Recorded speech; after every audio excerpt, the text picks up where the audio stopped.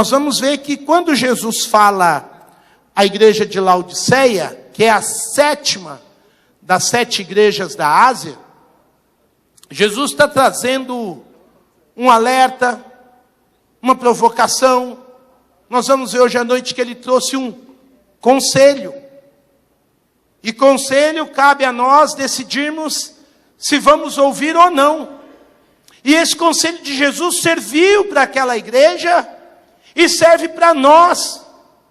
Eu louvo a Deus que você está aqui hoje à noite. Eu louvo a Deus porque nós estamos tendo um mês muito intenso. Cada semana desse mês tivemos algum desafio como igreja. Vamos ter no próximo final de semana.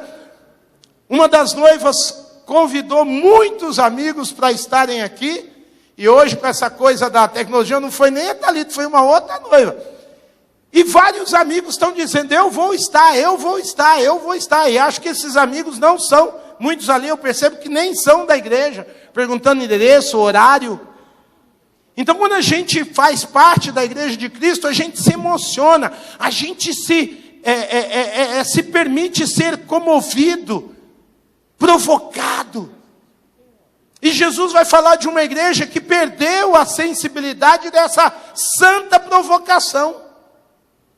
A igreja de Laodiceia, eu brinquei semana passada, né? A gente vê muita igreja Filadélfia, mas a gente não vê nenhuma igreja se chamando hoje em dia de Laodiceia. Porque quando você vai ler o texto, que está entre os versos de 14 a 22 do capítulo 3, é desafiador fazer parte de uma igreja que não quer andar, que não quer avançar, que do jeito que tá bom. É difícil você conviver com cristãos que empacaram. Para o pessoal que estava aí no ECC o final de semana, Jesus está gritando para essa igreja, primeira vez. Porque essa igreja empacou. E Jesus gritou do alto céus. Vamos ler? Livro de Apocalipse, capítulo 3, nos versos de 14 a 22. Essa é uma igreja amada. Essa é uma igreja que tem liderança. Essa é uma igreja que tem anjo. Não é uma igreja abandonada. O texto diz, ao anjo da igreja em Laodiceia escreva, estas são as palavras do Amém, a testemunha fiel e verdadeira, o soberano da criação de Deus. Conheço as suas obras, sei que você não é nem frio, nem quente. Melhor seria que fosse frio ou quente. Assim, porque você é morno, não é nem frio nem quente, estou a ponto de vomitá-lo da minha boca. Verso 17. Por que Jesus diz tão duro para esta igreja? É porque esta igreja diz para si mesma, estou rica, adquiri riquezas e não preciso de nada. Jesus diz a ela, você não reconhece, porém, que você é miserável, digno de compaixão, pobre, cego e que está nu. Dou este conselho, compre de mim ouro refinado no fogo, e você se tornará rico. Compre de mim roupas brancas, e vista-se para cobrir a sua vergonhosa nudez. E compre colírio para ungir os seus olhos e poder enxergar. Repreendo e disciplino aqueles que amo, que eu amo. Repreendo e disciplino aqueles que eu amo. Por isso, seja diligente e arrependa-se. Eis que estou à porta e bato. Se alguém ouvir a minha voz e abrir a porta, entrarei e cearei com ele e ele comigo. Ao vencedor, verso 21, darei o direito de sentar-se comigo em meu trono, assim como eu também venci e sentei-me com meu Pai em seu trono.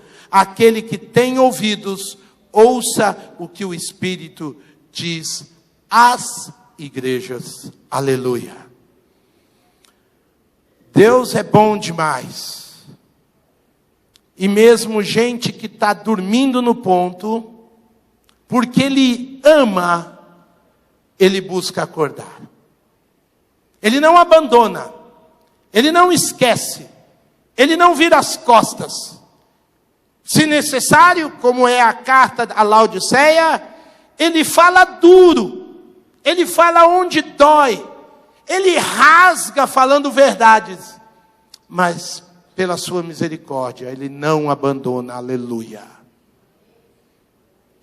Eu digo isso porque às vezes a gente vem para a igreja, se acostuma, graças a Deus no Brasil, né? Todo canto tem uma igreja boa, a gente se acostuma à igreja, se acostuma a ter bons pregadores, bons ensinadores, bons líderes, gente para tocar, gente para cantar, sempre Deus levanta. Mas muitas vezes é no meio de tanta coisa boa que o coração se arrefece, se torna morno. Por que eu digo isso? Porque a cidade de Laodiceia, ela fazia parte de uma região muito favorecida, uma região conhecida como Vale do Lico. Hoje essa região é conhecida, a cidade em si, como Denizli, e a região como Esquirrissar. E essa cidade de Laodiceia, ela estava perto de outras duas grandes cidades. Só que é interessante porque ela funcionava, meus queridos, como uma espécie de capital de 25 outras cidades pequenas, chamada Convenção de Cibriática. Então faz de conta que mistura Santa Bárbara, Iracemápolis, cidades menores que a nossa. Então precisa de uma capital regional da metrópole. E essa capital, então, era a cidade de Laodiceia. Como ela tinha que dirigir o que acontecia nas 25 cidades, ela tinha uma espécie de um banco. E isso trouxe para ela, nesse ir e vir de pequenas cidades, muito dinheiro. Ela funcionava como um centro bancário, essa cidade ficou rica, ela ficou famosa. Também ela era reconhecida por exportar uma lã preta, brilhante, e fazer ali uma roupa com uma costura muito diferenciada. Mas, apesar de se tornar uma igreja, uma cidade poderosa, rica, ela tinha problemas com água. Ela precisava da ajuda de duas outras cidades. Uma era a cidade de Herápolis, e a outra era a cidade de Colossos. E aqui nós precisamos entender que Colossos é aquela cidade para a qual Paulo escreve a carta aos Colossenses. Colossos tinha muitas fontes de águas puras e contribuía com a cidade de Laodiceia, trazendo água fria. E a cidade de Herápolis tinham fontes termais de águas quentes, parecidas com Olímpia, com Caldas Novas, e produzia, e por causa dos aquedutos, ela trazia até Laodiceia as suas águas. Quando chegava em Laodiceia, muitas vezes as águas já estavam mornas. Pessoal que já teve piscina, ou ouviu o pastor ter que correr com batistério, como aconteceu uma vez com a gente, não aqui, em outra cidade. Quando mistura muitas vezes água quente com água fria, dá um choque térmico que produz uma característica muito diferenciada para a água, quando isso não é bem estabelecido.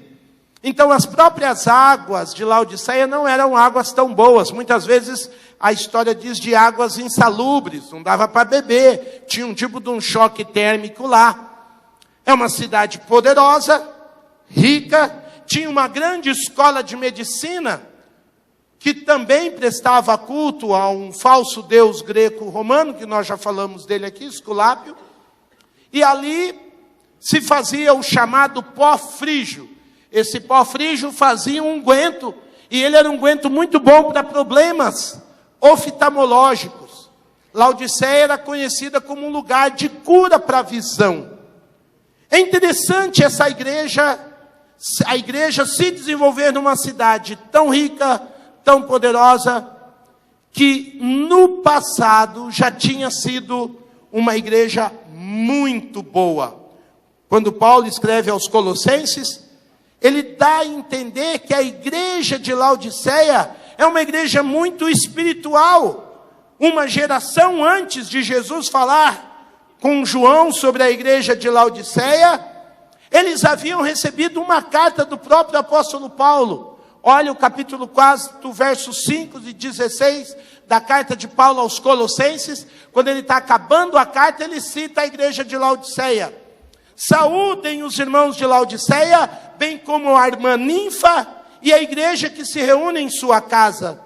Depois que esta carta for lida entre vocês de Colossos, façam que também ela seja lida na igreja dos laodicenses e que vocês igualmente leiam a carta de Laodiceia. Não era o serviço de correio como é hoje, então precisava de mensageiros levarem as cartas. Nós não temos registrado na história o que Paulo escreveu à igreja de Laodiceia, mas devem ser coisas boas, eu já vou mostrar. E aí ele pede que a carta de Laodiceia também venha para a igreja de Colossos, porque eram cidades mais ou menos próximas, 20, 25 quilômetros uma da outra. O que a gente pode entender? Que aquela região tinha sido evangelizada, discipulada, e lá no capítulo 3, nos versos de 1 a 4, Paulo diz: portanto, já que vocês ressuscitaram com Cristo, procurem as coisas que são do alto, onde Cristo está sentado à direita de Deus. Mantenham o pensamento nas coisas do alto e não nas coisas terrenas, pois vocês morreram e agora a sua vida está escondida com Cristo em Deus. Quando Cristo, que é a sua vida, for manifestado, então vocês também serão manifestados com Ele em glória. Você percebe que Paulo escreve para aquela região a respeito de igrejas que precisam amadurecer, que precisam centralizar o coração na pessoa de Jesus. E quando ele escreve no capítulo 2 da mesma carta aos Colossenses, nos versos de 1 a 5, ele cita a igreja de Laodiceia como uma igreja pela qual valia a pena a dedicação e esforço. Ele diz: quero que saibam quanto estou lutando por vocês, pelos que estão em Laodiceia e por todos que ainda não me conhecem pessoalmente. Nós não temos registro de Paulo ir à igreja de Laodiceia. Esforço-me para que eles, os de Laodiceia, sejam fortalecidos em seu coração, estejam unidos em amor e alcancem toda a riqueza do pleno entendimento, a fim de conhecerem plenamente o mistério de Deus, a saber, Cristo Jesus. Nele estão escondidos todos os tesouros da sabedoria e do conhecimento. E eu digo isso para que ninguém os engane com os argumentos que só parecem convincentes. Porque agora, embora esteja fisicamente longe de vocês, em espírito estou presente e me alegro em ver como estão. Olha o que ele diz: vivendo em ordem e como está firme a fé que vocês têm em Cristo Jesus. Ou seja, tanto a igreja de Laodiceia, quanto a igreja de Colossos, são igrejas que estavam avançando. Paulo fala profunda e diretamente: como vocês estão vivendo em ordem. Ou seja, era uma igreja que estava vivendo bem, fazendo a vontade de Deus. Quase 50 anos antes, essa carta está dizendo que essa igreja está realmente derramando o seu coração a pensar nas coisas que são do alto e não nas coisas que são terrenas. Gente que entendeu que está ressurreta em Cristo Jesus. Por isso que quando Jesus vai falar a João, escreve à igreja de Laodiceia, Jesus Cristo diz claramente: conheço as suas obras. Ou seja, até aqui essa igreja tinha apresentado bons exemplos, mas agora não. Essa igreja tinha sido uma igreja rica da presença de Deus, tinha entendido o propósito de Deus. 50 e poucos anos depois, essa igreja está realmente agora fora do prumo. Das 7 igrejas do Apocalipse, ela é a única que não recebe nenhum elogio. Só advertências, só puxões de orelha. Jesus não elogia essa igreja em nada. Mas era uma igreja que até trabalhava. O que aconteceu? Nitidamente essa igreja apostatou já no final do 1º século. Jesus tem que dar sérias censuras. E nós temos das 7 igrejas do Apocalipse a carta mais severa. E é interessante porque Jesus Cristo não fala de nenhuma heresia. Jesus Cristo não fala de nenhum ataque do maligno, nenhuma perseguição mais ferrenha, nenhum pecado mais corrosivo. É a carta mais severa, porque o grande problema desta igreja é um problema no coração dela. Não é nada de fora contra ela, mas é do que ela não está produzindo. É de como ela está se posicionando. O grande problema dessa igreja aqui é na relação com Deus. Não é o diabo, não é Roma. O problema dessa igreja não é nenhum herege distorcendo a doutrina, porque ela foi bem doutrinada. Jesus Cristo diz que essa igreja não se relaciona bem com Ele. Ele vai dizer de maneira muito clara: conheço as tuas obras, mas sei que você não é nem frio, nem quente. Melhor seria que você fosse frio. Melhor seria que você fosse crente. Sabe, irmãos, na história começou-se a usar o termo laudicense, como alguém que nasceu na Laodiceia, como alguém que em religião ou em política se tornou morno, se tornou omisso, não deu sentido ao que veio.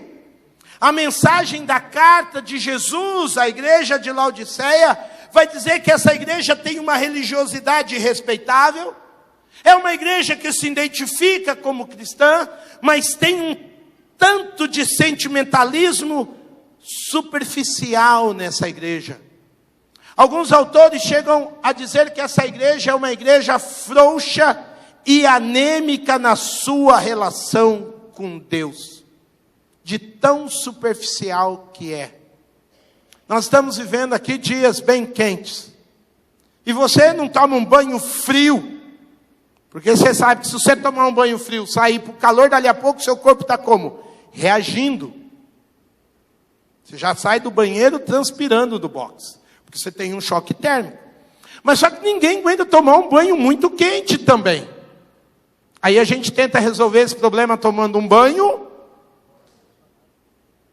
Não bate uma moleza depois do banho? Está falando isso com o pastor Zé Roberto agora mesmo.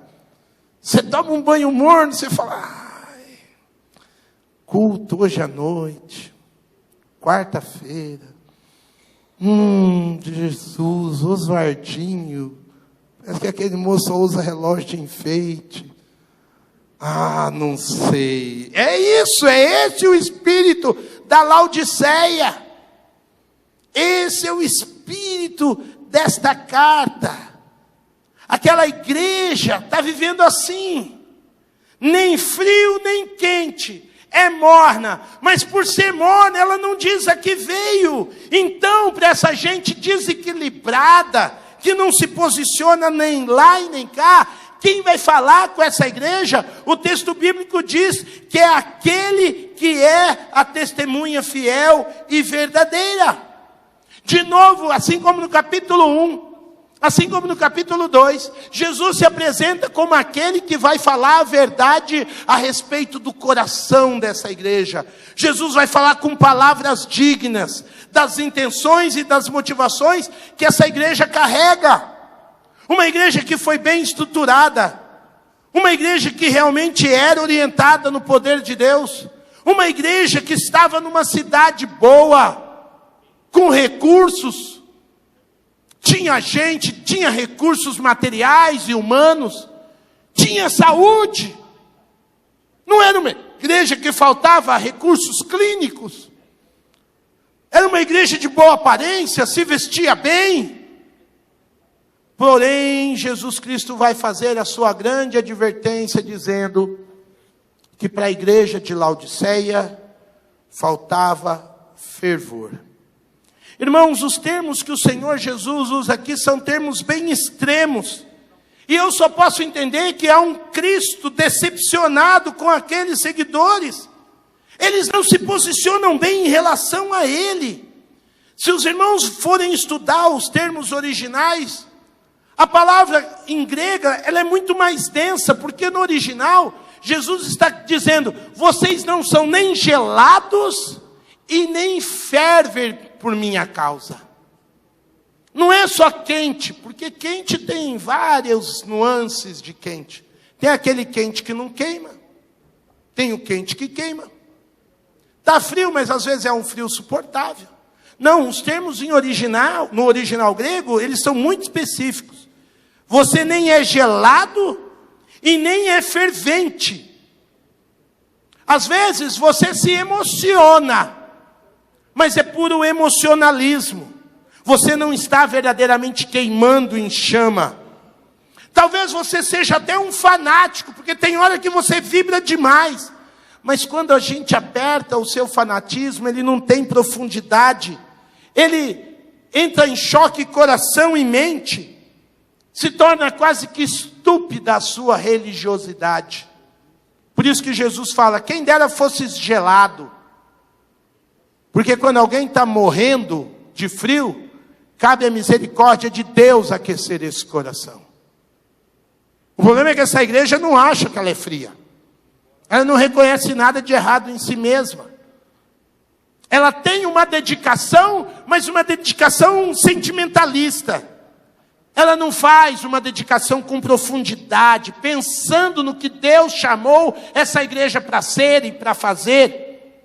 Ela até faz, mas ela faz mais por um ato mecânico, porque está acostumada a fazer, porque empurraram ela para fazer. Ela não se dedica refletindo. O John Stott tem uma frase que eu registrei, eu acho que no seu, eu estou sem o seu resumo. Mas John Stott vai dizer, dedicação sem reflexão, e reflexão aqui é na palavra de Jesus, é na profundidade do que Jesus ensina. Dedicação sem reflexão é fanatismo em ação. Mas reflexão sem se dedicar ao Senhor, só ler o texto pelo texto, só abraçar a ortodoxia, só abraçar os dogmas, sem amar e servir a Deus com esses dogmas, é a paralisia de toda ação.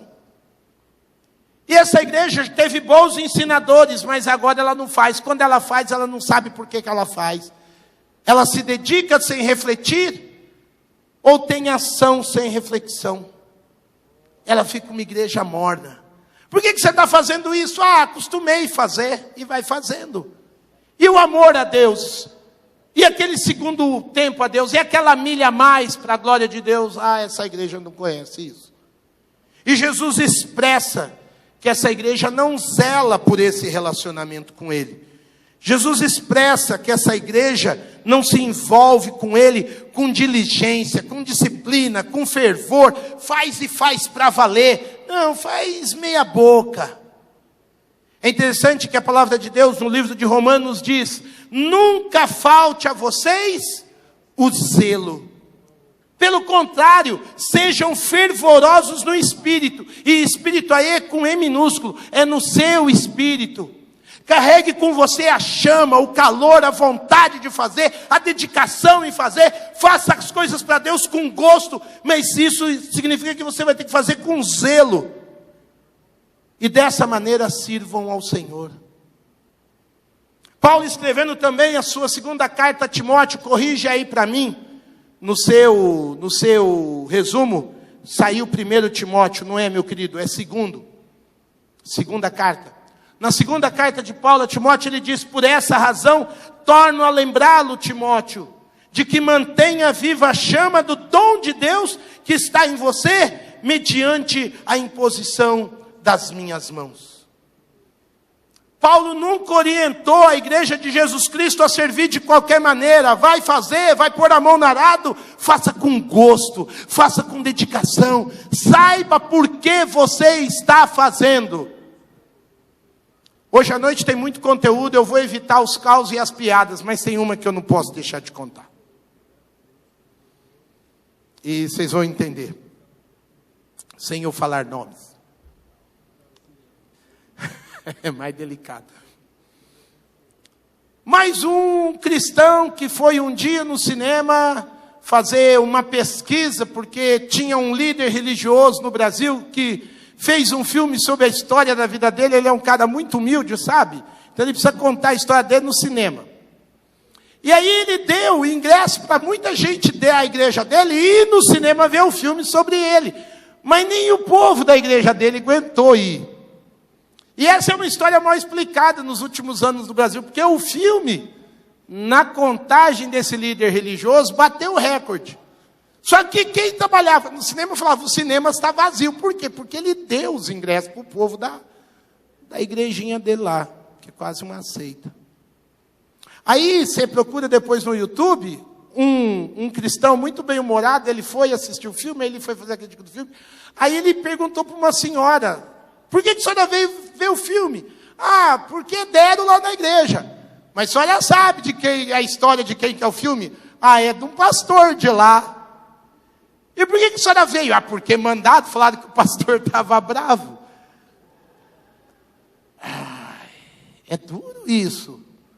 Vocês já entenderam, sim ou não? Isso. É da sigla lá. Então, é engraçado a gente ver a história dessa senhora lá no YouTube. Mas se você for perguntar para muitos cristãos por que fazem o que fazem, não sabem. Por que você vem tal dia na igreja? Ah, acostumei. Por que você vem tal hora? Por que você levanta a mão? Por que você senta? Por que isso? Não sabe. Não tem profundidade, não tem zelo. E aí às vezes faz para não ficar chato na frente dos irmãos. Então faz numa mornidão infernal. É sobre isso que Jesus está tratando com a igreja da Laodiceia. Porque diligência, fervor, entusiasmo. A palavra entusiasmo é uma palavra extremamente teológica, porque ela significa a alma em Deus, fazer as coisas que faz pensando, vivendo, mergulhado em Deus. Então quando a gente faz as coisas, como diz Paulo, com a chama dos nossos dons, não deixando apagar a chama do dom de Deus em nós, fazendo com zelo, fazendo com dedicação. Isso são qualidades que enfrentam e inibem a indiferença da mornidão. Porque a mornidão confronta Jesus Cristo. Entusiasmo faz parte do cristianismo. Você vai estudar a história da igreja desde que Jesus ascendeu aos céus. A igreja firme de Jesus Cristo sempre foi uma igreja interessada pelo próximo. Sempre foi uma igreja que perguntou pelas necessidades de onde estava. Sempre foi uma igreja sensível, sempre foi uma igreja proativa, sempre foi uma igreja que pagou para ver, para ocupar o seu lugar de sal e luz no mundo. E não uma igreja letárgica, que só pensou em reagir depois que estava pegando fogo. Por isso que Jesus Cristo vai dizer lá no verso 19, 3:19, para a igreja de Laodiceia. Olha o que ele diz. Repreende e disciplina aqueles que eu amo. Por isso, seja diligente, dedicada, atenciosa e arrependa-se. Jesus dá o diagnóstico dessa igreja. Não está legal lá. Não está legal. É uma igreja condescendente, indiferente. É a igreja do Zeca Pagodinho. Deixa como é que está para ver como é que fica. Deixa a vida me levar. Irmão, você vai no próximo encontro? Não sei, vai ter. Ai, que raiva. Sábado, passamos há 2 meses, né, Zé? 2 meses passando o filme do casamento. Aí alguém vira para mim, o que vai ter sábado na igreja? Vontade de tirar o sapato. 2 meses, todo domingo, manhã e noite, passando o vídeo. O que é isso? Indolência da alma da pessoa. É um excesso de tolerância com a vida. Ser morno é ser cego diante da sua própria condição, do seu próprio desafio. A pessoa morna carrega um contraste dentro de si entre o que ela diz que ela é. Ah, eu sou membro dessa igreja. É mesmo? Você está ativo? Você está ligado, meu querido? Você está por dentro? Podemos contar com você? Ela diz que sim. Porém, ela pensa que está, porque o que ela faz é outra coisa. O que ela diz é uma coisa, o que ela faz, o que ela vive, o que ela transpira é outra. Isso é ser morno. Infelizmente, Jesus tem que dizer para aquela igreja que a cidade de Laodiceia era uma cidade rica. A cidade de Laodiceia tinha muito remédio para o olho, muito colírio. A cidade de Laodiceia era uma cidade cheia de si, vaidosa, rica. E essa identidade infectada de orgulho entrou no coração e corrompeu a igreja, a ponto da igreja se sentir assim como era a cidade. A igreja, em vez de ser sal e luz para aquela cidade, ela tomou muito da água de Laodiceia e também se tornou uma cidade, uma igreja morna. E Jesus vai dizer: olha, vocês estão pensando, igreja minha, que vocês são como a cidade, mas aos meus olhos vocês não são. Verso de número 17. Aos meus olhos vocês são cegos, nus e miseráveis. E o problema de vocês é que vocês nem reconhecem que vocês são assim. Você diz: estou rico, adquiri riquezas, não preciso de nada. Jesus Cristo diz: você não reconhece, porém, que é miserável, digno de compaixão, pobre, cego e que está nu. Que situação delicada. A gente que vive à frente da audiência cristã, no meio do povo de Deus, toda hora a gente está falando, dirigindo culto, pregando. Às vezes do carro da gente até aqui, às vezes num encontro que tem um almoço, você senta, almoça, cai um molho de tomate na camisa, o tempo que a gente usava gravata, caía, espirrava alguma coisa na gravata, encostava no carro, sujava uma camisa. E você estava aqui na frente da igreja achando que é a pessoa mais linda do pedaço. E o pessoal só olhando sua mancha. Só olhando a marca. Quantas vezes eu não cheguei no fim do culto, alguém: Oswaldinho, você sujou aqui. Só agora você me avisa. É uma sensação horrível. É uma sensação horrível. Essa igreja precisou de Jesus Cristo ir lá e dizer: você está cega. Você acha que você é rica, mas você é pobre. Você acha que você tem visão, você não tem visão nenhuma. E o pior, você nem reconhece isso. Gente que apenas é nominal na igreja, que não busca uma relação fervorosa com Jesus, é espiritual e moralmente, são indivíduos nus, porque não trazem aquela roupa, e roupa aqui é a marca, é uma característica da vontade de Deus. São cegos porque não têm a capacidade de enxergar um desafio do Senhor ou mesmo suas próprias necessidades. São pobres no sentido negativo espiritual porque não enriquecem, não crescem com Deus. Eles até são da igreja, são membros, já foram ativos no passado, fizeram alguma coisa lá atrás, mas se tornaram mornos. Eles acham que estão ativos, mas eles são mornos. Diferente de uma ordem, de um mandamento, Jesus dá para essa gente um conselho. Jesus está dizendo que você pode usar da sua liberdade frente à sua grande necessidade de crescer no seu relacionamento consagrado. E aqui eu acho lindo porque Jesus não faz nenhuma chantagem, ele não pressiona, ele não diz que vai ficar feliz com o que você decidir.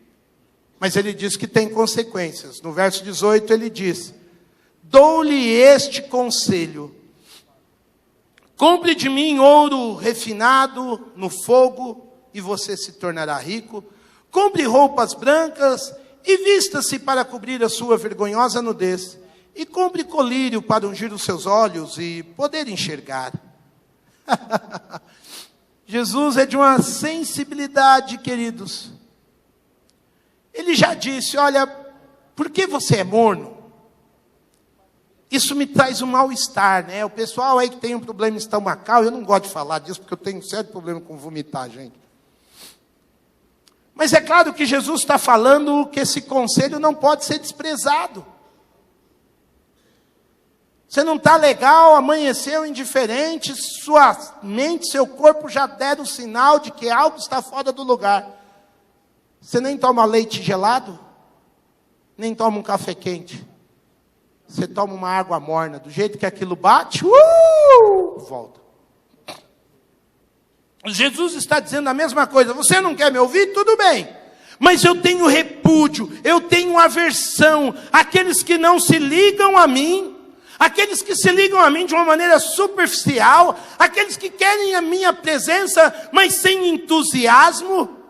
A reação que eu tenho à sua hipocrisia, ao seu pecado é essa. Aversão. E eu acho lindo, porque quem está falando isso é o Amém eterno. No verso 14, João fez questão de registrar: estas são as palavras do Amém. Você não quer ouvir um conselho? Porque conselho ou a gente ouve ou não. E aí Jesus diz: tudo bem, tem consequências. Verso de número 16. Não dá, nem Jesus Cristo consegue andar com gente morna. Por isso que nós temos uma igreja brasileira onde o número de desviados já corresponde a um alto nível perto do número dos membros frequentes. O número de gente que pertenceu a uma igreja cristã evangélica e hoje não se identifica com nenhuma igreja é altíssimo. Maior do que muitos países pouco evangelizados. Porque Jesus deixa você se esfriar. Olha o que eu estou dizendo. Jesus deixa você esfriar. Ele não vai mandar raio na sua cabeça. Ele não vai mandar um motoqueiro entrar na frente do seu carro. Ele não vai tirar o seu emprego. Não, ele não te ameaça. Mas ele diz: não dá para ter relacionamento com gente assim. E aí a tendência da pessoa sem relacionamento com Jesus é qual? Esfriar. Esfriar. Esfriar. Confissão pastoral. Ano a ano tem aumentado o número de pastores testemunhando visitas a irmãos que estão moribundos. E aí eles voltam para Jesus. Não é uma cena bonita. A gente como pastor fica aliviado. Nosso trabalho não foi em vão. Mas que é uma realidade triste. Eu me lembro de alguns anos atrás, a nossa igreja estava orando por um irmão muito enfermo, um irmão muito querido, ele estava muito enfermo, lutando com câncer. E aí alguém foi fazer uma visita e ele gravou um vídeo. E no vídeo que ele gravou, ele dizia exatamente isso. Olha, gente, orem por mim, porque se eu ficar curado, eu vou voltar a fazer isso na igreja, eu vou voltar a fazer aquilo, eu vou voltar a estar aí com vocês. Precisa chegar nesse nível para querer fazer? Precisa chegar nesse nível para avivar a chama do dom de Deus que há em nós? Que Deus nos livre disso em nome de Jesus. Não é que Deus não te ama, Ele diz que Ele ama essa igreja. Mas quando Ele diz que Ele tem que vomitar, Ele está dizendo, não dá para andar com gente assim. E aí, você não pode esquecer que quem disse isso, João registrou. Estas são as palavras do Amém. É uma das poucas vezes que a palavra hebraica, que significa assentimento, que significa verdadeiramente, que significa concordância, revela que as palavras de Jesus são fiéis, são palavras de confiança, porque Jesus Cristo tem um caráter inabalável. Se Ele diz que vai vomitar, Ele vai vomitar. Se Ele diz que não dá para brincar e andar com gente morna, Ele não dá para andar com gente morna. Ou você busca o fervor, a dedicação, o zelo, o crescimento, ou a plenitude, ou pede perdão e para de brincar com Deus. Mas não dá para ser morno. Não tem espaço na relação com Deus. De fazer um pouquinho, fazer de qualquer jeito, fazer pela metade. É a palavra dele. Jesus, no seu ministério, cumpriu todas as promessas de Deus. Jesus não é inconstante, ele é absolutamente consistente no que diz e no que faz. Portanto, o seu testemunho deve ser bem recebido, deve ser olhado como algo precioso, deve ser confiável a nós. Então seria loucura nossa, uma loucura extrema, ignorar, desprezar ou menosprezar o seu conselho. Aquele conselho dado à igreja de Laodiceia precisa ser ecoado hoje aqui. Precisa ser ecoado na nossa cidade, precisa ser ecoado na nossa geração. Nunca tanta gente disse que foi da igreja como nos dias de hoje. Nunca o número de desigrejados cresceu como hoje. A apostasia está à nossa porta. Mas não é culpa do Satanás.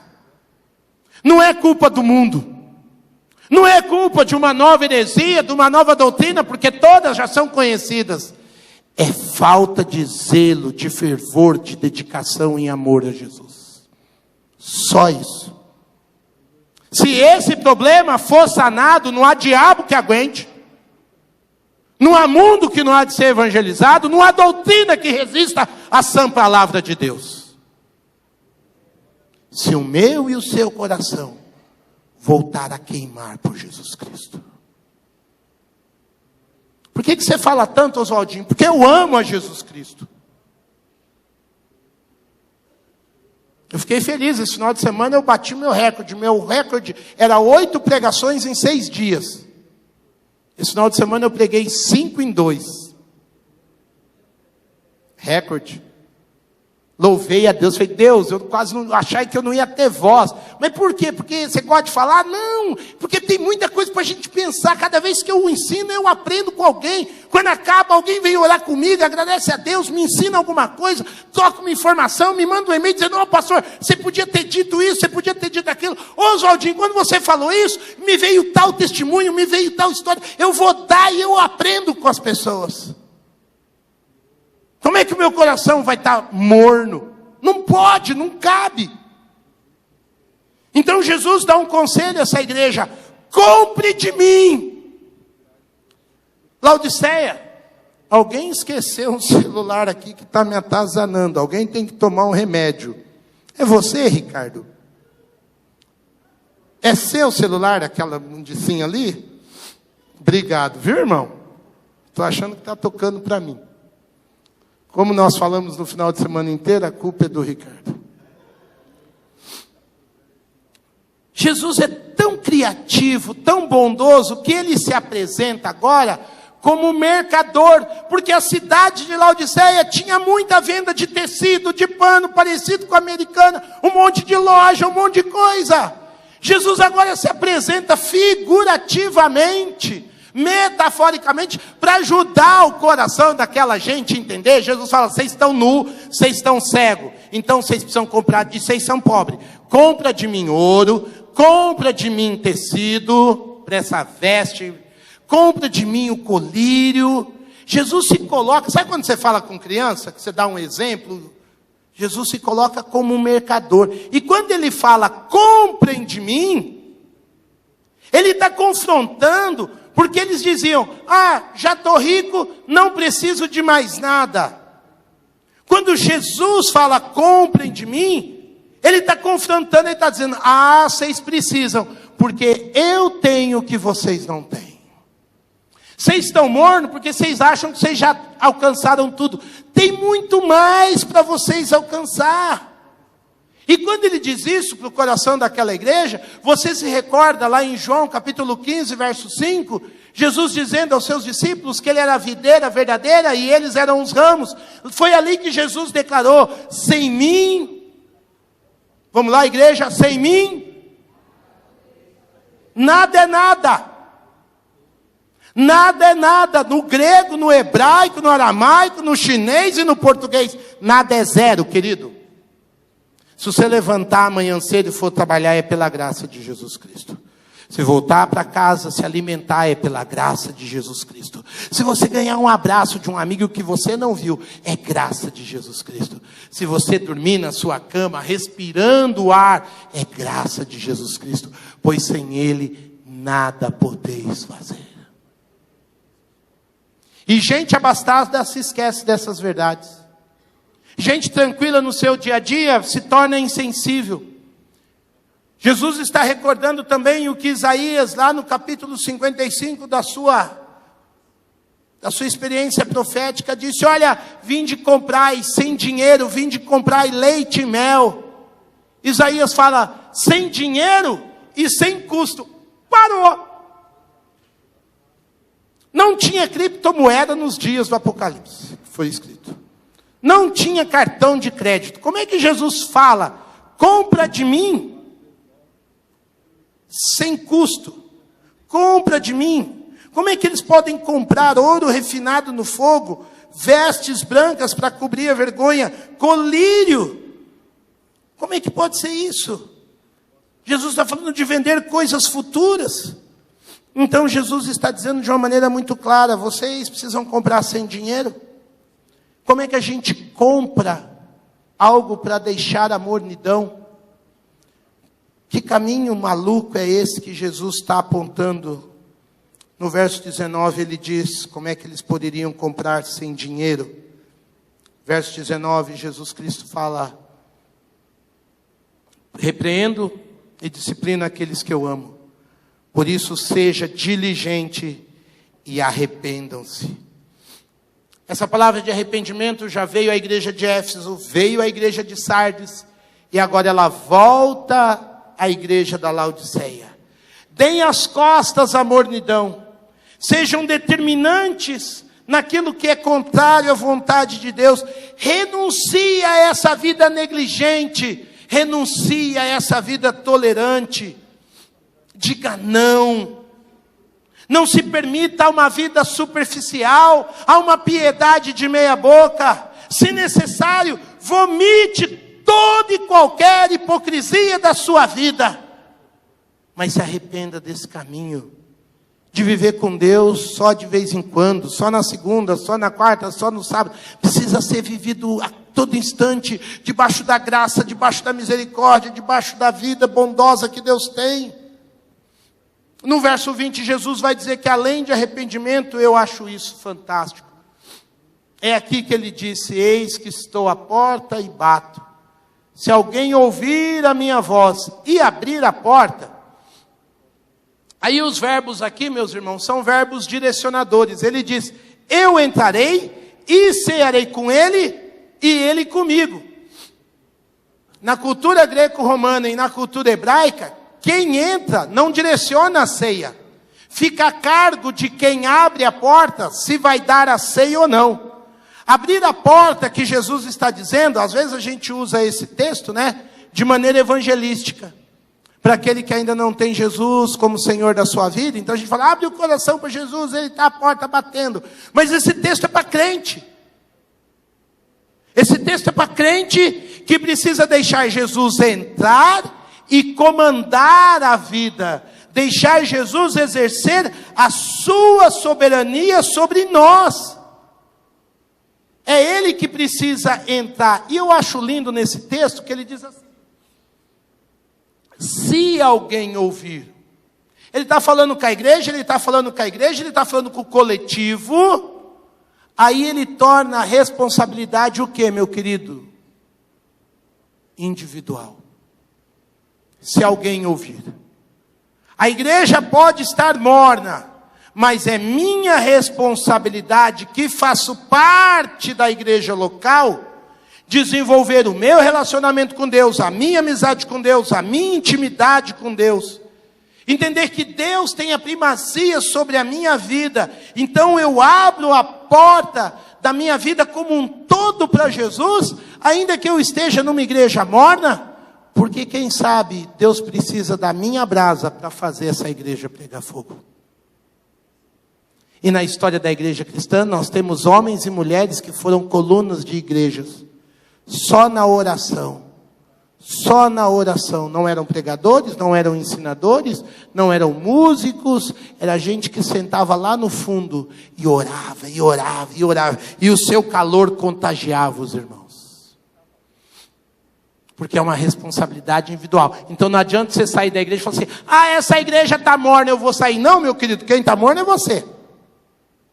Porque ele diz que ele está na porta de cada coração, e se alguém individualmente ouvir e deixá-lo exercer a sua soberania, olha que coisa maravilhosa. Eu cearei com ele, e ele vai comer junto comigo. Amados, o convite de Jesus ao sairmos da mornidão é deixar Jesus, olha o que eu vou dizer, esquentar a nossa vida, fazer ferver a nossa alma.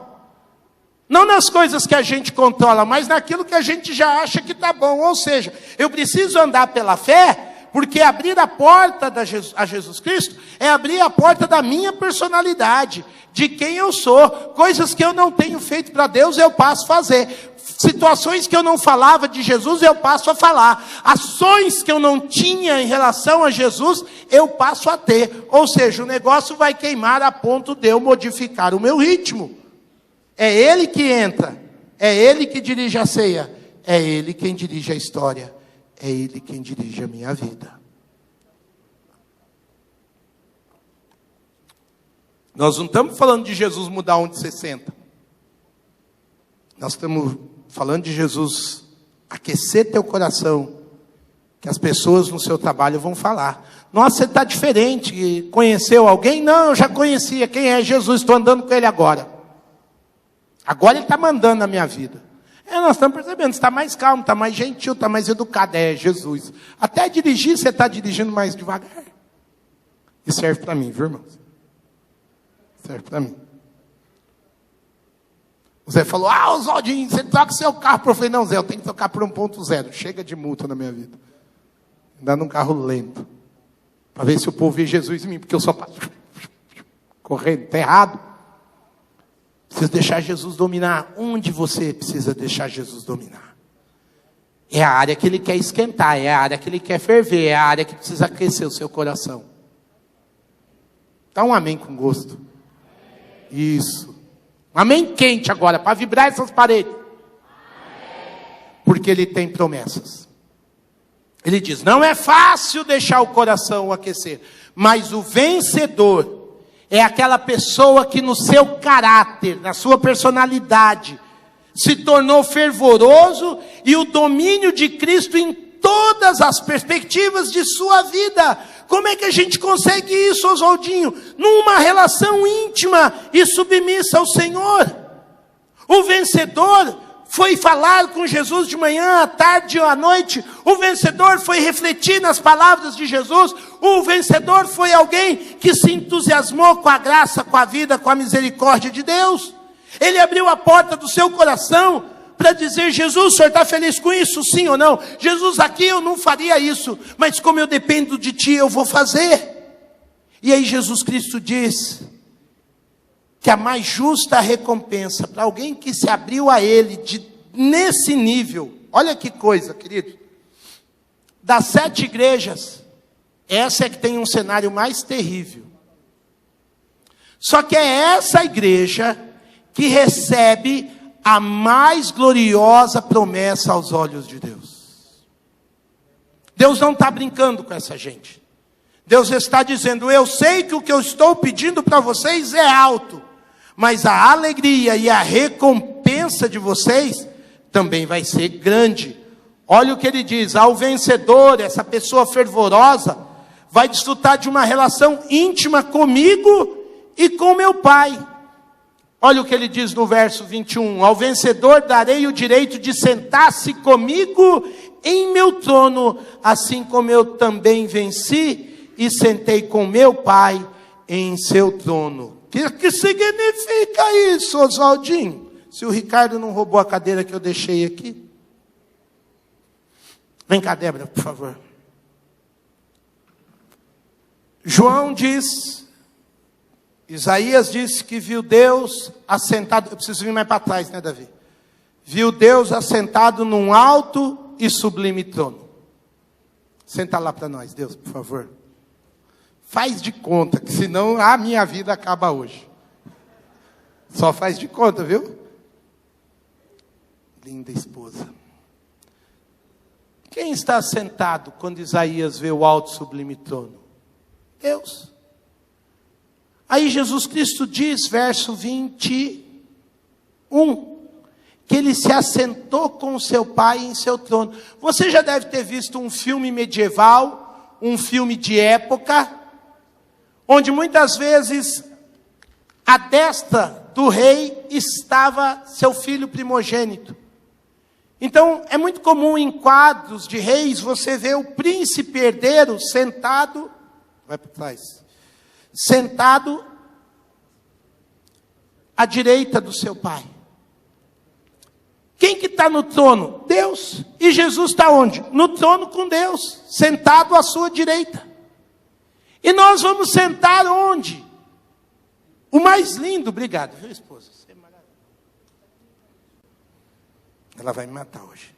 E Paulo, escrevendo à igreja de Éfeso, diz que, olha lá, Deus nos ressuscitou com Cristo e com Ele nos fez assentar nas regiões celestiais em Cristo Jesus, para mostrar nas eras que hão de vir a incomparável riqueza da sua graça demonstrada em sua bondade para conosco em Cristo Jesus.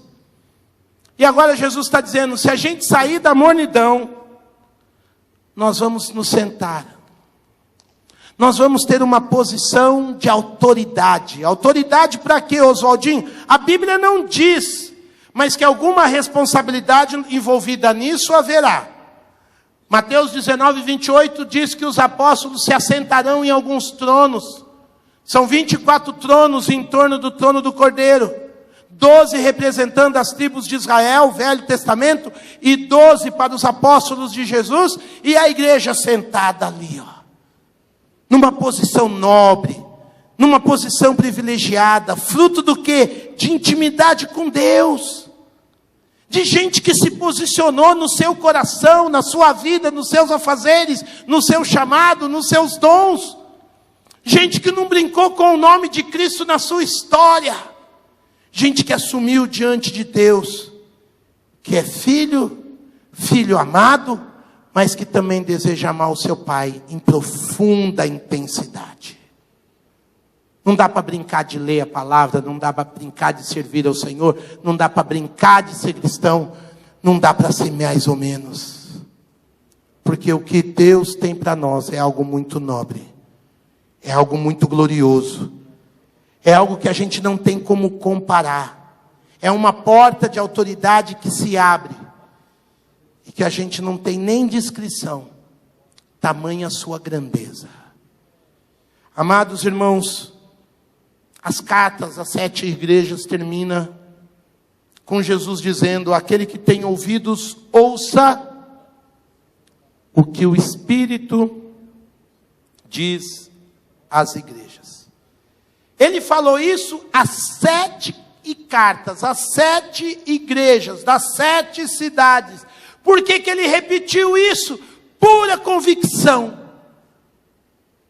Ou você ouve que como igreja você é chamado para uma posição nobre, gloriosa, de autoridade, de responsabilidade, ou algo na sua vida não se encaixa.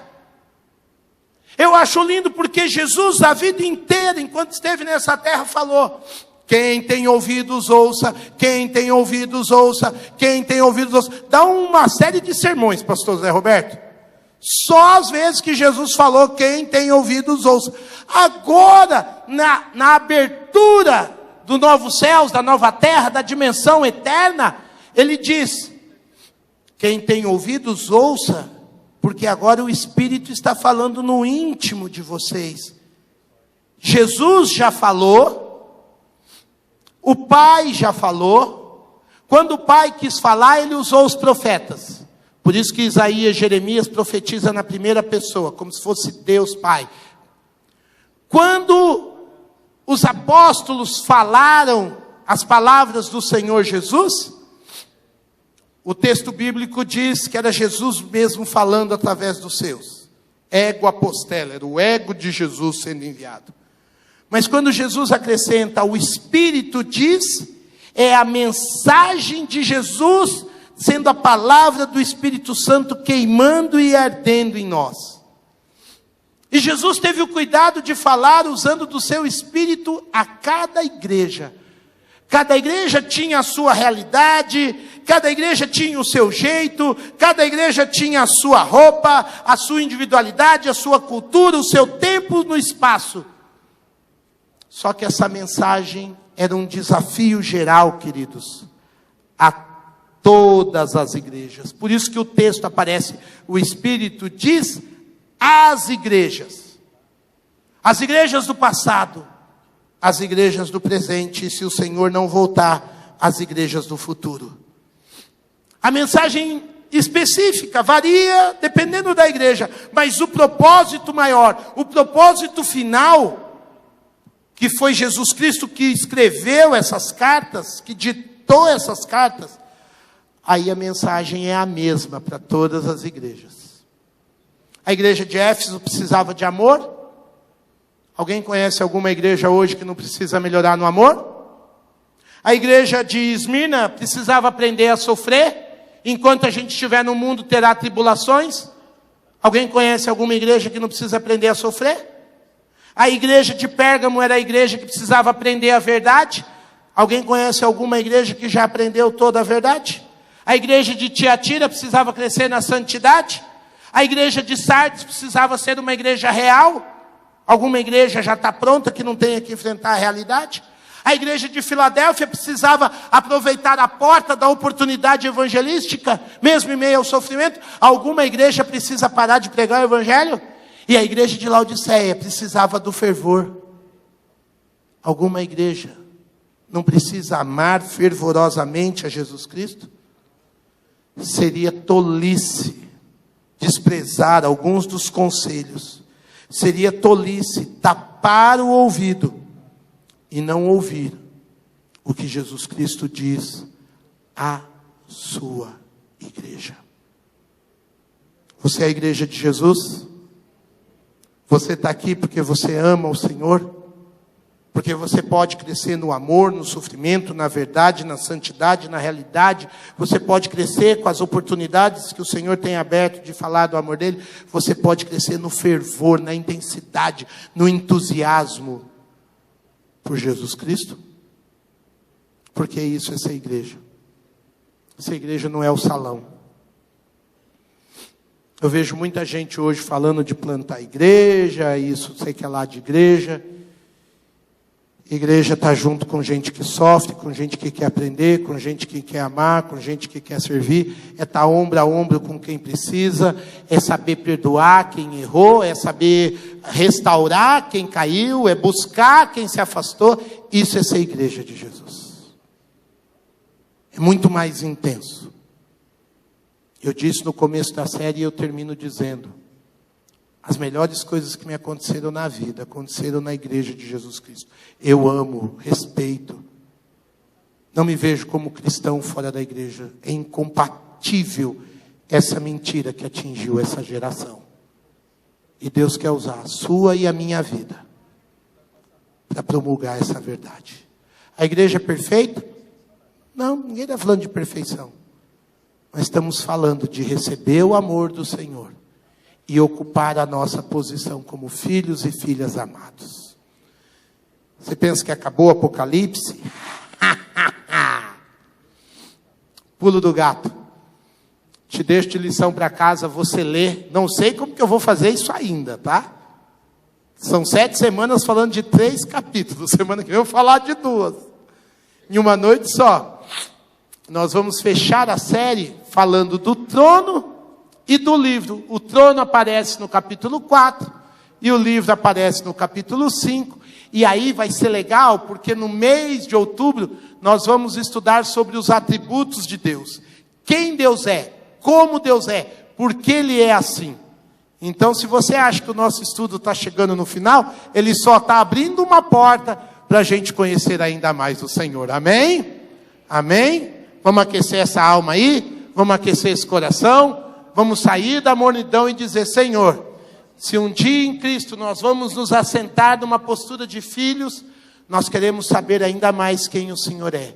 Se o nosso nome está escrito no livro da vida, Nós queremos saber para onde esse livro nos direciona. Não queremos ter uma vida meio, mezzo a mezzo, como diz na Itália. Nós queremos ter uma vida inteira na tua presença.